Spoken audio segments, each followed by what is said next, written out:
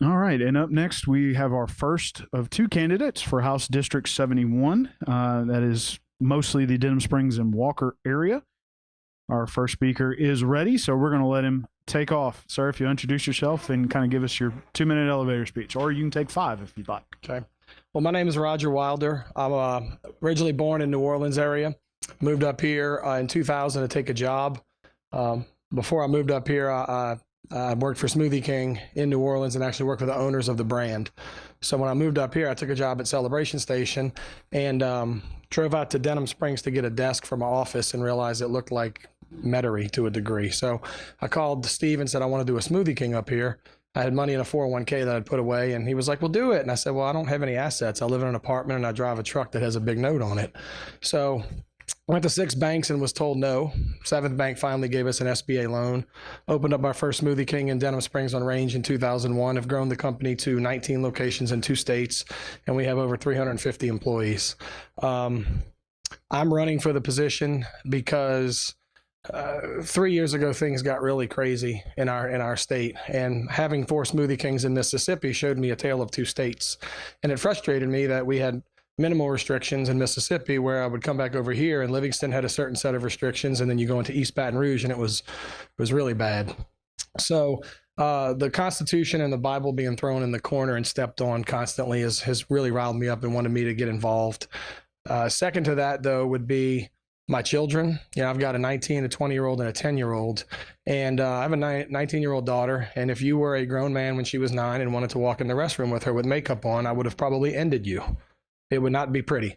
And that's normalized now. So I'm running, it sounds cliche, but I'm running for my kids and your kids. And I say that because I want our kids protected.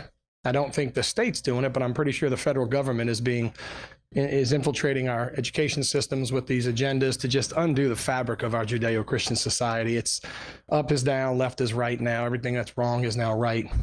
So I want my kids and your kids and our kids to grow up in a sane environment that was really pretty normal 5 years ago. In addition to that, I want my kids to stay here. Right now, our state's not very attractive. I was knocking on doors today in Walker, and I had 2 or 3 elderly people mention the same thing, that our kids live in Texas or they live in Tennessee. So I think there's a good opportunity to get involved. I've not done politics before. I think that could be an asset, to be honest with you, though. And I say that because all I know how to do is run businesses and figure out how to collaborate people, get them together, work towards a common goal, build teams, and get things done. So I don't know what I don't know in the politics, but in the short run, I've been working to make myself aware to the entire area on a different level. I mean, I've been serving our community for 20 plus years, but getting out and knocking on doors and meeting people, it's validating why I'm doing this, because I mentioned 1 or 2 things on the statements I just mentioned, and it just, everybody connects with it. So it's letting me know that the things that are dear and true to me are resonating with every single demographic age group that I talk to throughout the parish. All right. Well, thank you for that introduction. We're going to ask some specific questions about some of the things you talked about. And one of the first things is you brought up that you own quite a few Smoothie King franchises. We'll talk about the tale of 2 states in a second, but your experience as becoming a franchisee and business owner, growing it, how do you think that will affect and help you as you go into the House of Representatives should you be elected? Well, I think first and foremost, it's the proof's in the pudding. Not only do we own 19 Smoothie Kings, but we've got 9 Franchisee of the Year awards. We're the best in the country 9 times out of the last 20 years. We've got numerous accolades from our franchisor. But, you know, owning a business is always tough, and we live in a state that doesn't exactly help in business. I have a minor team member that takes a 29-minute break and accidentally clocks in early, and they end up getting fined. I get fined for $1,500 for something so silly. And it's like, are you really trying to help me? I'm not running a sweatshop here. So between having to deal with the state, as a small business owner and entrepreneur, you have nothing when you start. You have no clue because they don't teach it in school. So sourcing out a retail permit or sourcing out something as simple as a sales tax certificate and having to go to the parish office here or an EBR to pick something up and fill something out, you kind of learn. I mean, my company's got a full-blown intranet system. We have our own email exchange servers. I never would have thought that would come up when I started the company, but I learned as I went on, and I made things happen. I think the thing that I would say I'm going to do the best with that's come from Smoothie King is collaboration. I'm a team builder. I've coached softball very successfully with girls. I've I've coached at Pards and Walker, and we always tend to have good teams. We may not win everything, but we win most of the games. And typically, getting people to collaborate together for a common goal and having them execute that goal is, I think, what'll differentiate me in general. Again, we've gone through in Smoothie King. I opened in 01. I went through 9/11 right after that. Brand new open facility, barely any capital, had to survive when the world shut down for 2 weeks. Didn't even have football games, if you remember. College and NFL canceled. Shortly thereafter, we went into the 07-08 recession, had to figure out how to do that. Had a flood in 16, had COVID in 20. As a business owner, I've been confronted with more than you can, understand when you look back and go, wow, we don't have a store in Denham. We're flooded. Walker's closed. Watson's closed. And I got 5 people that are paying house notes and I have to pay them. So there's some real life examples, I think. So I think the big thing for me is going to be the ability to collaborate. And I've already kind of started on that. There's 20 something reps that I've sourced out in the state that are running unopposed, that are very conservative reps. And I've tried to make calls. I've talked to probably about 15 of them. I don't presume I'm going to win, but I intend to, as much as you should too. We're not in this to not win. So my mindset is based on, okay, if you're the elected official, what will come next? And I'm already trying to lay the groundwork with, I don't want to name drop the reps. That's not going to help, but I've made phone calls and tried to say, listen, I'm building bridges here because to your point, Jeff, I mean, our job is to go out and get funding.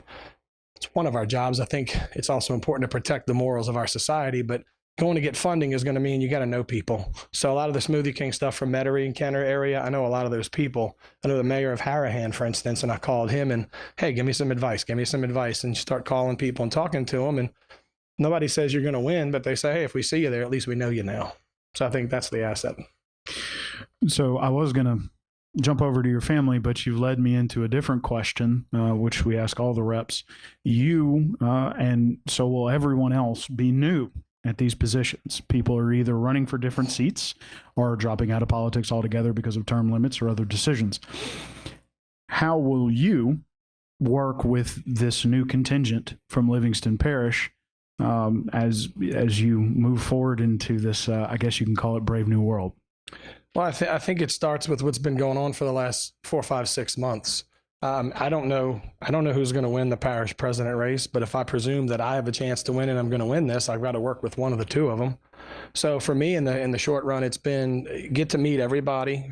And I'm talking about the specific candidates of the races, the 3 candidates up north, the 2 out there, the 3 in our race, including me, the parish president. We have 2 or 3 races that were just by default elected. But anybody who I'm going to come in contact with, including, I talk to Jeff Landry as often as I can, because I think being a new rep, you need mentorship from people who have done it. I've went and met with Eddie Rasponi just to get advice. So when it comes to what we're trying to do with the current reps, Jim and I have a good relationship where we told each other, as we did Wally, we're not going to get dirty on this. And I think that's the part where I don't know what I don't know, and I'll say that a lot, but I'm not afraid to say I don't know. I just haven't endeavored into this, but I think it's going to be easy to work with people because I think we have a willingness across the board to just let's handle some of this stuff and quit getting beat up that we can't get things done. I don't know if this is possible, and I don't want to interject on your speech, but it's like, part of me is like, we've got 9 school board members and 9 parish council members. Maybe we should get them in a room together because to me, it's like a lot of the issues cross over, but it seems like they're on opposite ends. It's kind of like at church. There's a finance committee and a personnel committee. It's like, can we just get in the room at the same time instead of having 2 meetings and send emails? So I think it's getting to know everybody and just pretending in your head, okay, for October 14th, I get elected to go do this. It's to be determined who we're working with. So you just have to build bridges with everybody. So you already talked about walking the streets earlier. You said you were out this morning talking to folks in Walker. One of the things they brought up was exodus of younger people. It's called the brain drain, right? You have children that are roughly in that age group. You said during your introduction you want to try to keep them here. What's your plan for that? So we need to make the state more attractive. The plan's not that difficult when you look at where are people going. They're going to Texas, they're going to Florida, they're going to Tennessee, they're going to states that have fill in the blank or don't have fill in the blank. On a big sense, I'll go out and say right now, I'd like to see us get rid of our state income tax. And all I've heard from 2 or 3 people in initial, we could never do that. I say, you don't think Texas thought that through? This is not going to happen in day one. Any of us that get elected as new reps are going to have a year to learn. We're not going to really get a ton accomplished. But when you start thinking about that, state income tax going away, yeah, local taxes probably have to pick up to make that difference. But if you're the parish president, would you not like to keep your money here instead of having to go fight for it? So I think there's a blueprint on some other states. Arkansas just started phasing out their tax. Industry is huge. And, we were at a speech and heard Jeff Landry talk about we have phenomenal industry in the state already. I just think the last 8 years have been abysmal towards business in our state. It's been ridiculous. And I think if we can just turn that any number of ways, so I think taxes need to be lowered. And you talk about any kind of taxes. I might jump the gun here, but you're going to ask me about a bill, and it wouldn't be this one because Mr. McCormick's going to write it again, I'm sure, but the constitutional carry bill.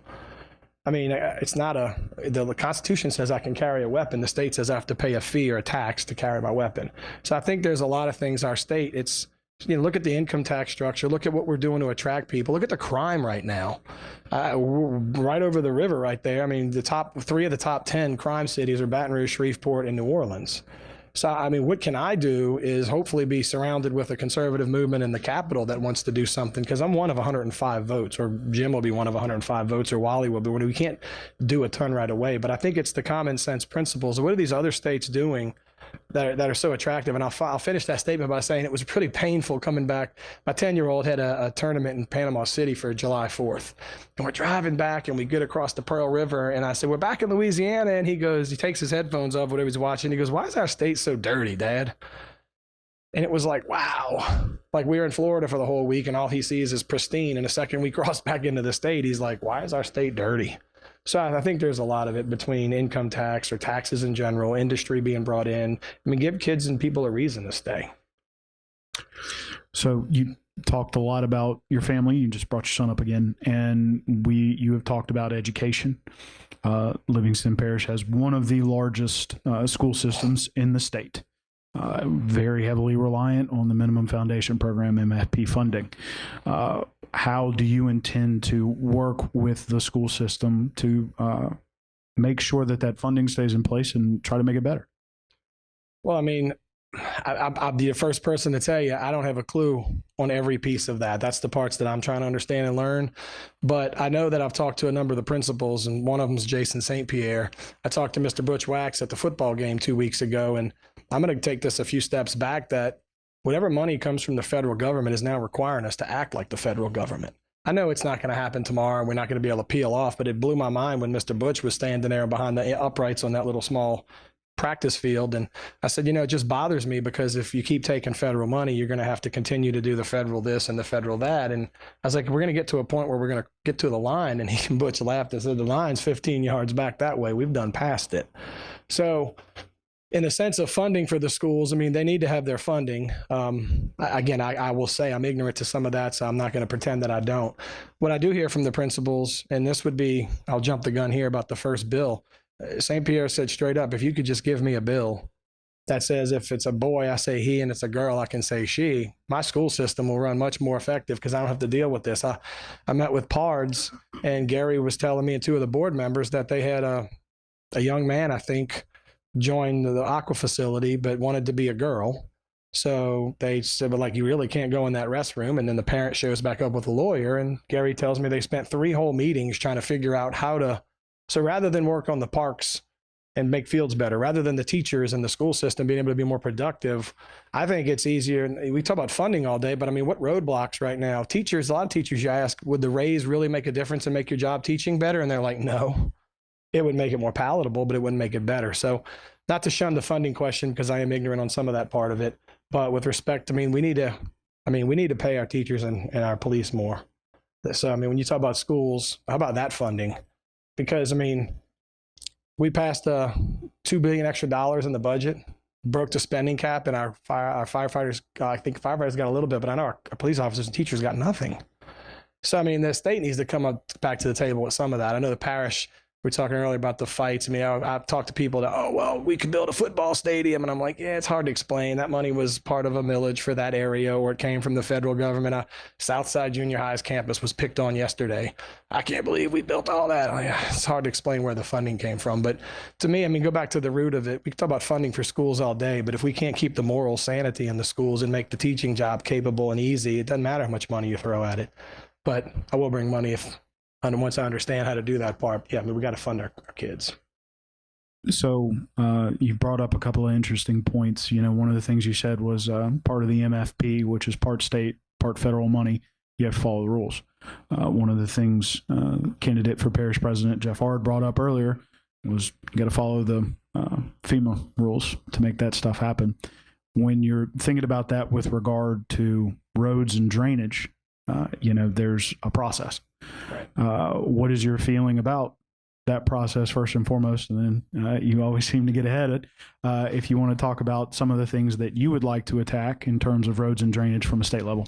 Well, the drainage, I met with a lady yesterday in Carter Hills, and she took me to the back of her property with her husband and was showing me Gray's Creek and the sinkholes in her yard and how they've tried to patch it, and just the disappointment about blaming the parish council and blaming everybody. And it's, I don't have the answer. I just know that we need to get together and figure that out. With respect to drainage, I mean, I've talked to a few people, and they talk about, I mean, something about retention ponds. I haven't gotten the, you know, the full on it, but where the diversion turns down, you can buy land, and they've done it in some states to usher the water out, and it can retain itself down there. At the end of the day, I mean, we've got to go get funding for these things. We have to have a plan, because it's hard to argue for something when they say, well, what are you going to do? Like, your parish council can't agree on it, so what are we going to send money there for? And that's not a finger pointing, it's just an opportunity.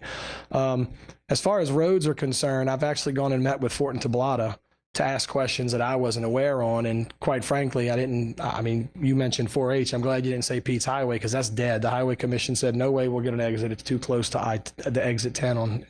But we got a diverging diamond coming under Interstate 12 at exit 10.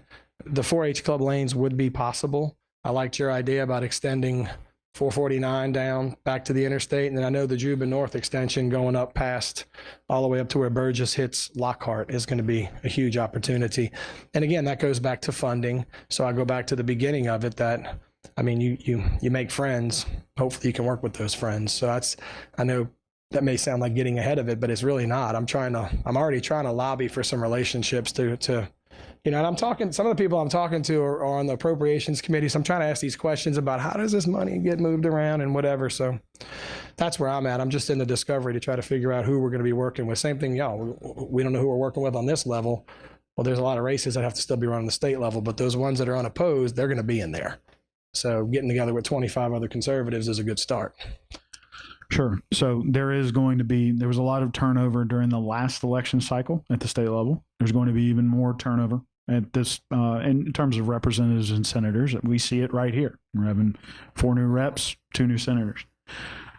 As you're working with these people to develop relationships, what is, I guess you could say, your ultimate goal in earning these relationships? What are you hoping to affect for Livingston Parish? Well, I mean, everything you've asked about. It's the ability to be a successful legislator, make relationships, and, you know, it's a balance now, though. It used to always be about who can go ahead and bring home the bacon, right? Who can get the most money? Well, do you want all the money for a road, and you want to, by the same token, we pass a transgender bill? That's not the way we want it. I mean, right now, I'm not trying to shun your question, but I'm answering it more direct. The relationships I'm trying to build, I'm working with a lot of conservatives. I think personally Jeff Landry is going to be our next governor. And I think when he wins, he's going to call a special session immediately. And I think we're going to be tackling a lot of these social issues which are out of control. And I think that if we can have victories on those issues, it'll lead to a better outlay as we move forward into regular session with respect to, all right, now let's get to the fiduciary items. But it's a balance right now. I mean, our kids are under an attack. So it's not the same as it used to be, like, oh, let's see who can bring home the most money. I mean, if you bring home the most money right now, but you don't stand for the Constitution when they try to shut the state again, you're going to get held accountable for that. And so to me, it starts with, you know, let's get back to the basis of getting our morals and our principles straight. But again, that's what I'm hearing a lot of these legislators aren't hesitant to talk about, we'll figure out the funding part. They're more concerned about getting people in there that are truly conservatives that really want to work towards standing on those laurels and staying with them versus, well, you know, this week I might not want to do that, but next week we will. So you've already had discussions with other legislators. You said you outlined a specific committee you've had conversations with, which is appropriations. If you were shooting for some committee appointments, what would they be? Have you thought about it? I have. I know the committees are blocked into 3 blocks. my experience dealing with my company budgets, I'd love to be on appropriations. I know that's a headache because you actually start meeting 2 or 3 weeks before the session even happens, start hashing that out. Transportation would be a nice one based on what we need here. I'm a natural resources nut. I have a fishing camp down in Shell Beach. And I've got hunting land in the north of the state. I'd have no problem being on a natural resources committee, and that would tie directly into Livingston Parish with respect to, we've got a beautiful parish here. We need to keep it that way. So beyond that, I really haven't thought about it. I mean, I know that the Ways and Means and appropriation puts the money out. Ways and Means deals with what comes in on the tax side of it, from what I gather. Okay. So we talked about committees, and as you move forward with your campaign, and should you be elected, you already said you anticipate a special session that would be based on social type issues. There is another rumor that since the insurance commissioner is now running unopposed, it's probably going to be, or it might be insurance. He's going to be pushing for that. Obviously, we have insurance issues. That's what I'm getting at. When you come from the insurance standpoint, we're having problems with flood insurance, home insurance, disaster insurance. What's in the state is pick your insurance. It's all whacked. What do you feel would be the best way to move forward with that? So I know one way that's not going to be the best way, and it's going to be to tell the 2 insurers that are left in the state for a particular field that they got to do whatever we tell them to do, because then you're going to end up having them both leave and we'll have nobody left. Insurance is a private business at the end of the day. I think I don't know the balance on that, because I've been trying to figure that out. I know you're in here, Talbert. You got trucks on the road and it's costing you out the tail. Good friend of mine owns FMM, Facility Maintenance Management. He runs trucks and it's killing him. I've got rental properties that all of a sudden my insurance goes from $2,000 a year to $3,800 a year. I can't raise the tenant rent by $200. My camp in Shell Beach, the insurance doubled from $4,000 to like $8,000. So I think some of it deals with from the federal level down. I don't know how to fight the big machine from a state level. I'm a huge supporter of the 10th Amendment because I believe that's sacred to states. But when you start talking about FEMA and these 2.0 flood maps and what the federal government could do, I don't know that I have the answer to that. I do know that when you start talking insurance, building codes are important. Crime is one thing with respect, but it doesn't necessarily affect insurance so much. I mean, we've had a bad 4, 5, 6, 7 years with natural disasters that have just piled up onto us. I don't have an answer. I'll die trying, but if I had that answer, I'd be a billionaire and y'all all jump on it with me.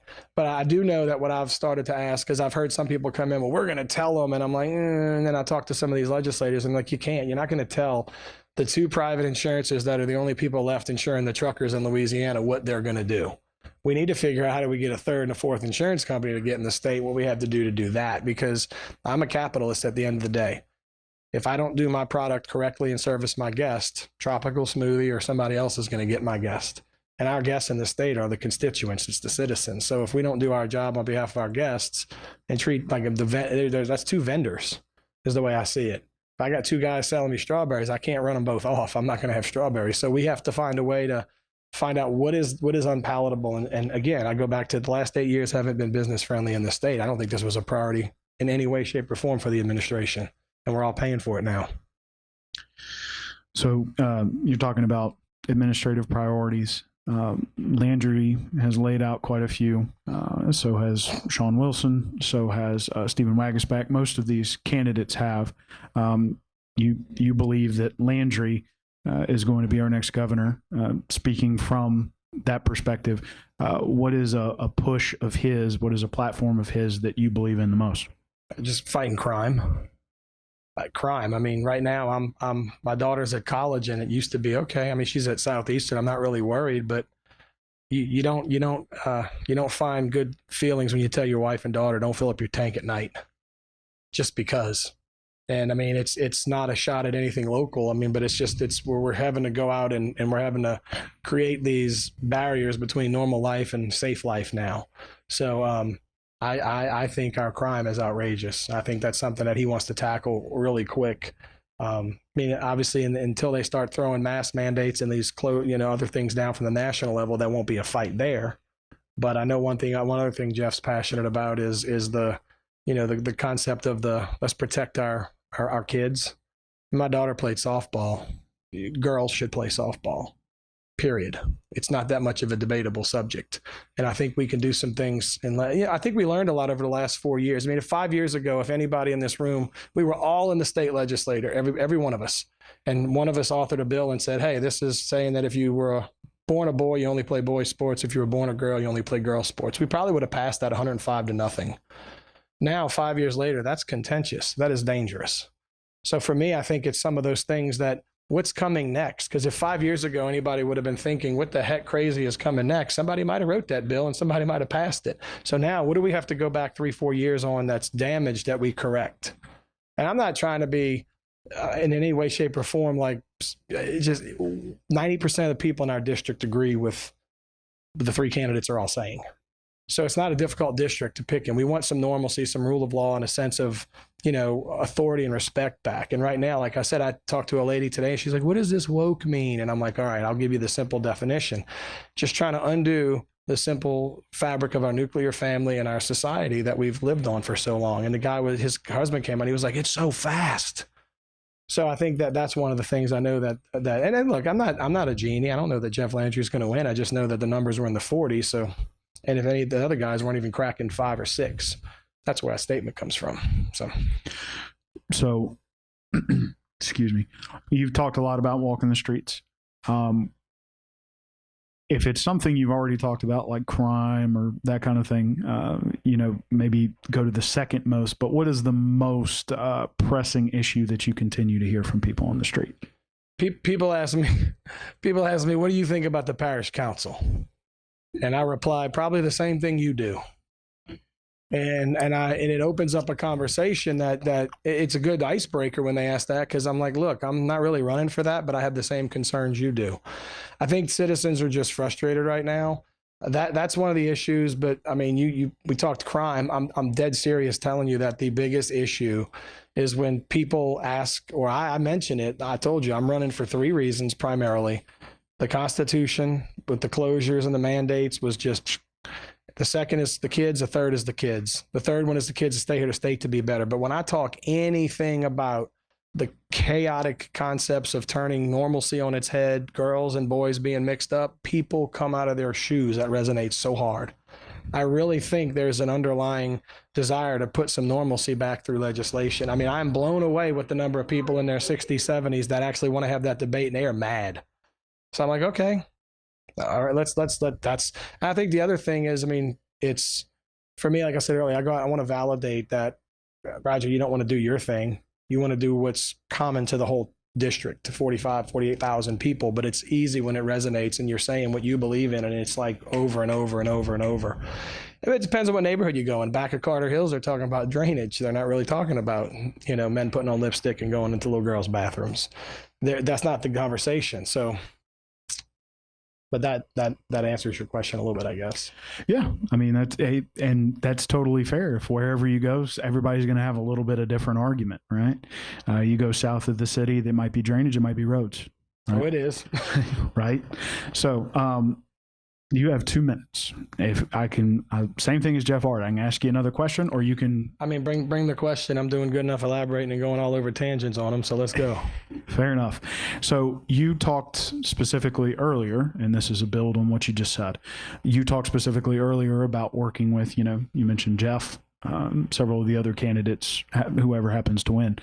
Specifically, when you hear these people give you the complaints about the council, there will be 6 new members at least coming up in the new year. How are you going to work with them specifically to try to see how you can maybe translate some things to a state level? I've told somebody I don't want to go to the parish council meetings and say anything now because I'm just a citizen. But to your point, if I happen to get elected and happen to get to, be in a position to work with everybody, I just think it's easy. Just speak from the citizen standpoint. When you get elected, you don't turn into some royalty. You don't turn into something you're not yesterday that you're now different today. I think what it's doing for me is it's giving me the feedback. And look, if you're the next parish president, I can tell you everything that I'm hearing, and you have to, decide what you're going to act on. I really think that the common theme of everybody who gets into this position is that people are fed up with a lot of this, and I think it's going to be important that we all sit down. And I said it earlier, you got 9 people on a school board and 9 people on a parish council. I know I talked to Mr. Cecil Harris at a golf tournament we did when we were together, and he mentioned something about an impact fee, and I'm hearing some parish council members saying 5,000, and he's saying it needs to be at least 15 or 20, or we can't. So I'm thinking to myself, y'all aren't even on the same page, and that's not a difficult task. It's schedule a meeting. So I think it's just a concerted effort to actually get everybody, because let's be honest. Everybody in this race has to have self-concern and self-protection. Do you go to doors and get asked, what's your thoughts on the Senate campaign? I get it all the time. And I'm like, I'm not in that race. So everybody right now running the race is going to be, I was told election, campaigning, and legislating are going to be 2 completely different animals. And I'm seeing the difference. Right now, I think if you try to get everybody in the room, you're going to get not the most forthcoming answers because we're all in protective mode. But I think after the election's over, it doesn't matter who are the elected officials. I think it's like, look, if I were a consultant, I'd be like, y'all got 4 years before you're back on the record. You got 3 years and 6 months before you start campaigning. Can we just talk honestly and get things done? Put all the campaign rhetoric away. I think that will happen. Okay. Well, thank you, sir. Cool. If you want to tell people where they can find more information about you, how they can get in contact with you. So my kids thought it was cool that I got to buy my name. RogerWilder.com is mine. I have a website, and my email is on there. I got a contact tab. It gives a layout information, a little more about the scope of where I'm coming from, wanting to do this. And then my cell phone number, I'm like you. I will be honest, I get calls all day, and I can't answer them if I don't know the number. But once I get a call, I'll put you in there. So if you want my cell number, it's 225-907-8799.